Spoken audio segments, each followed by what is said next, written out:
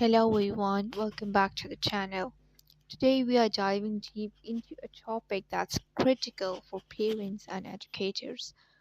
How to help autistic students succeed in school with IEPs, classroom accommodations, and practical strategies that work.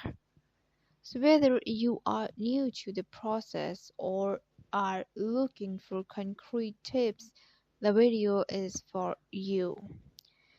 We'll cover what an IEP actually is and how to build one, and top accommodations that make a real difference, and actionable classroom and home strategies that you can start using today.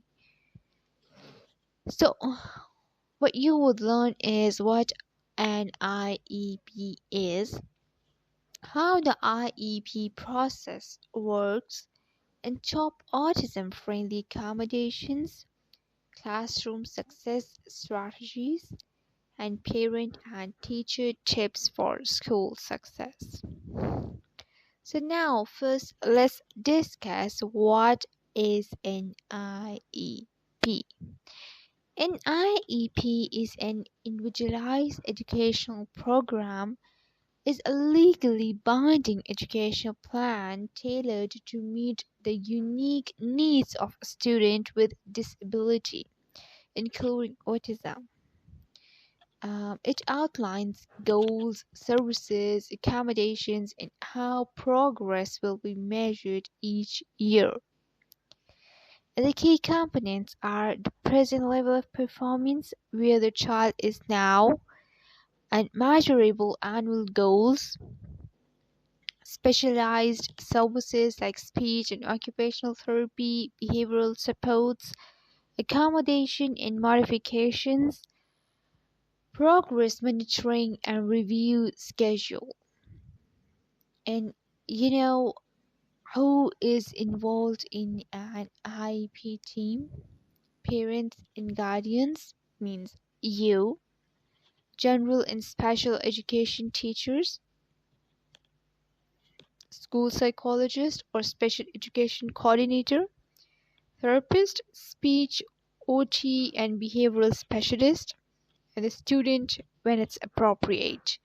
So, an IEP is more than paperwork, it's a roadmap that ensures your child's educational rights are protected under the US law. And that is also being used all over the world. If you are in anywhere, an IEP would help you. And it basically helps everyone. If you need support, definitely an IEP would help the child or the individual in all ways. So first of all, I would like to discuss the steps in the IEP journey. The IEP meeting process is number one is the referral and evaluation. The school conducts formal assessments, okay, and then eligibility meeting. Is the child eligible for special education? Number three is IEP draft meeting that sets goal and supports. Number four is implementation, like services begin. Okay. And number five is monitoring and annual review, adjust based on process.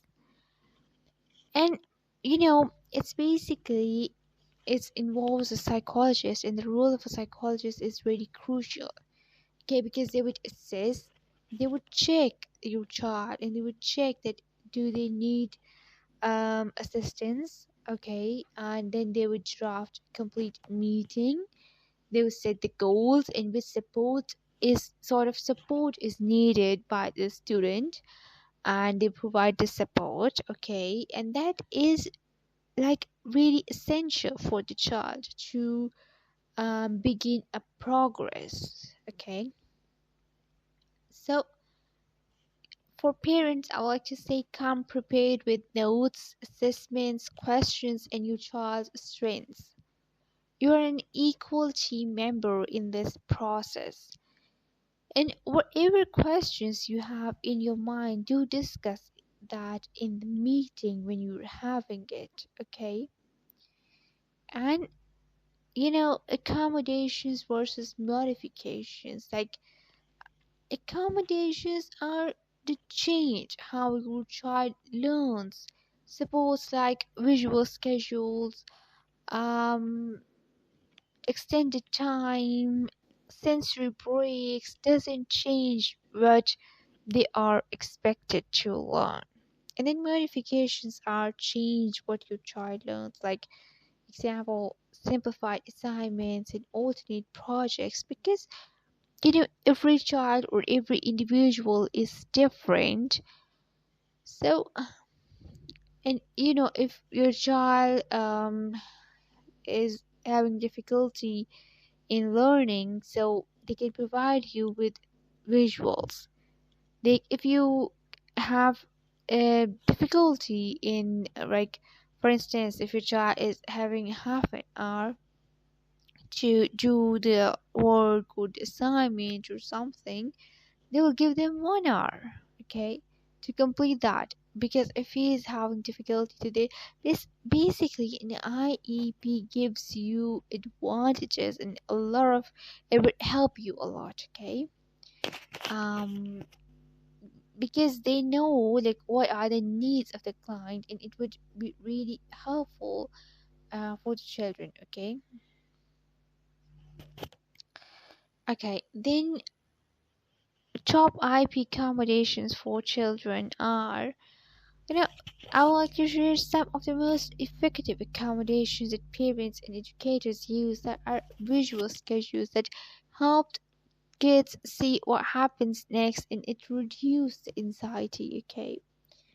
And even imagination that helps the child a lot, because they know what is going to happen and how it would happen and what would happen, so they basically know what is expected from them.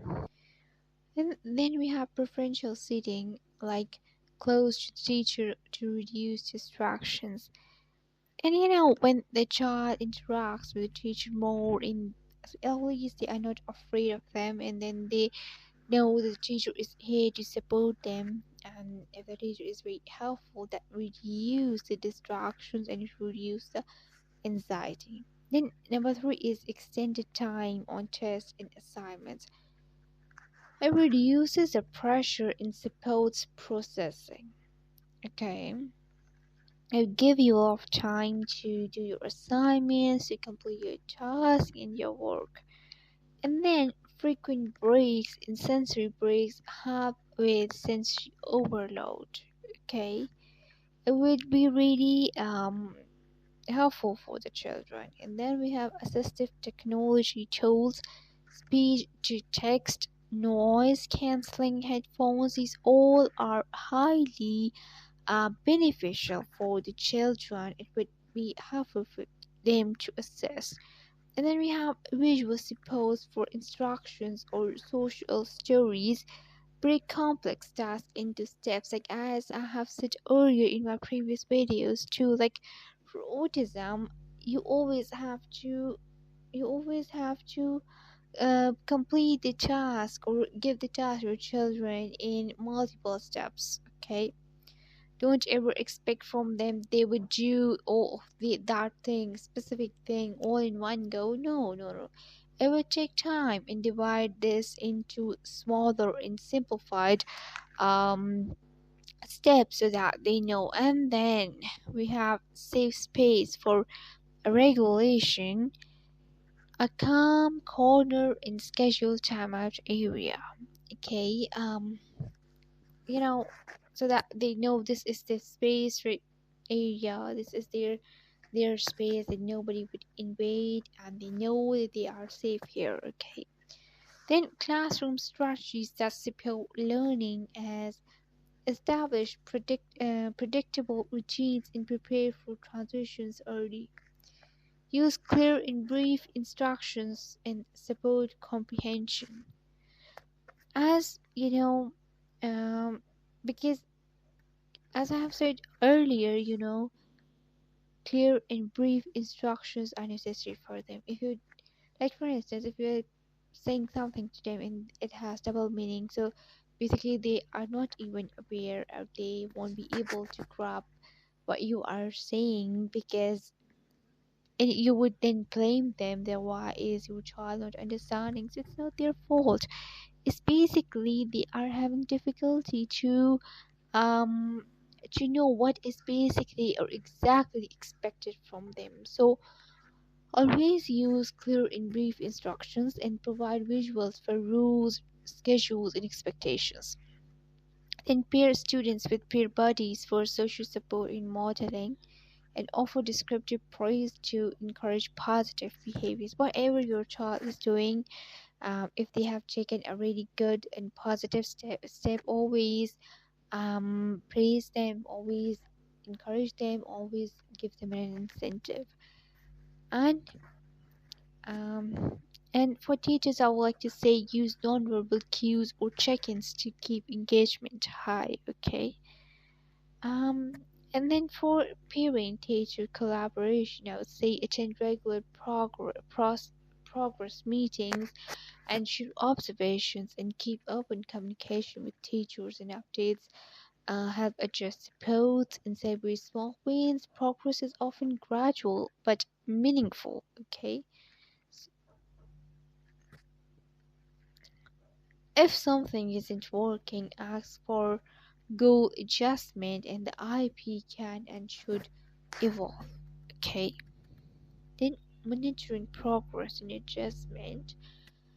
How the progress is measured. Teacher report on goal benchmarks, data collection on behavior and academic performance, and parent feedback included at reviews. Okay. And if your goals are not met and behavior supports need revising and new concerns emerge, then ask for IP changes. Okay.